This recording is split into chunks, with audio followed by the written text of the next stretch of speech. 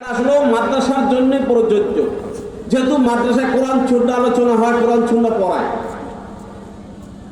এবং এই মাদ্রাসায় কোরআনের শিক্ষা, কোরআন সুন্নাহ শিক্ষা হলো রসুল প্রেমিক শিক্ষা, আল্লাহ এবং রসুলের দিকে ধাবিত করে।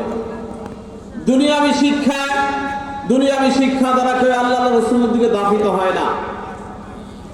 তারপরও যারা হয় তারা আলেমের সোহবাদে থাকে, ভালো মানুষের সাথে সোহবাদে থাকতে থাকতে তারাও ভালো হয়ে যায়।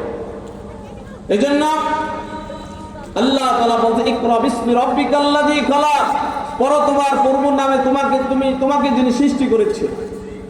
এই জন্য এখানে কোরআন সুন্নাহর কথা এসেছে যে কি পড়বে, কোরআন পড়বে।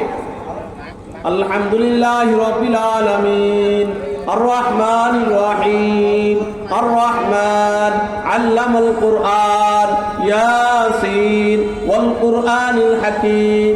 কি বলেন, মাদ্রাসার ভিতরে এগুলো পড়ায় না? এই কোরআন শিক্ষা দেয়। কোরআনের শিক্ষা হলো সবচেয়ে উৎকৃষ্ট শিক্ষা, এর উপরে কোনো শিক্ষা নেই। আল্লাহ রসুল হাদিসের ভিতরে বলেন খায়রুকুম মান তাআল্লামাল কুরআন ওয়া আল্লামা, তোমাদের মধ্যে সর্বোৎকৃষ্ট সর্বশ্রেষ্ঠ হইল ওই ব্যক্তি যে কোরআন শিখে, কোরআন নিজে শিখে অপরকে শিক্ষা দেয়। সুতরাং আমরা কোরআন নিজেরা শিখবো, অপরকে শিক্ষা দিব। এখন যারা আমরা বয়স্ক হয়ে গেছি, কোরআন শিক্ষার সময়, এখন আমাদেরকে কোনো মাদ্রাসায় ভর্তি করবে না। কি বলে, কোনো